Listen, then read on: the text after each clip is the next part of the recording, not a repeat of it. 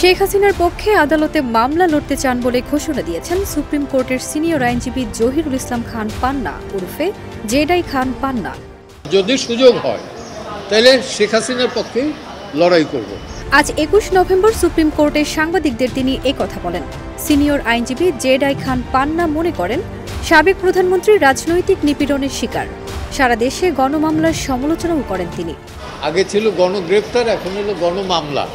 ওয়ালটনের পণ্য কিনে জিতে নিতে পারেন নগদ ২০ লক্ষ টাকা। Double million offer! Walton fridge কিনে পেতে পারেন ২০ লক্ষ টাকা। রয়েছে কোটি কোটি টাকার নিশ্চিত উপহার।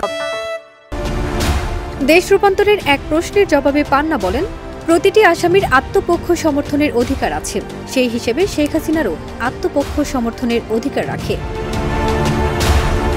পলাতক শেখ হাসিনার পক্ষে আইনি লড়াইয়ের সুযোগ আছে কিনা এমন প্রশ্নের জবাবে তিনি বলেন, স্টেট ডিফেন্স অর্থাৎ রাষ্ট্র নিযুক্ত আইনজীবী হিসেবে যদি আইনি লড়াইয়ের সুযোগ পাই তাহলে লড়াই করব। উল্লেখ্য, ছাত্র জনতার আন্দোলনের তোপের মুখে গত ৫ আগস্ট পতন হয় আওয়ামী সরকার শেখ হাসিনার। ক্ষমতা ছেড়ে পালিয়ে আশ্রয় নেন ভারতে। এরপর আন্তর্জাতিক অপরাধ ট্রাইব্যুনালে তার বিরুদ্ধে শতাধিক মামলা হলে গত ১৭ অক্টোবর মানবতা বিরোধী অপরাধের অভিযোগে গ্রেপ্তারি পরোয়ানা জারি করে আন্তর্জাতিক অপরাধ ট্রাইব্যুনাল। ফারজানা নিকিতা, দেশ রূপান্তর।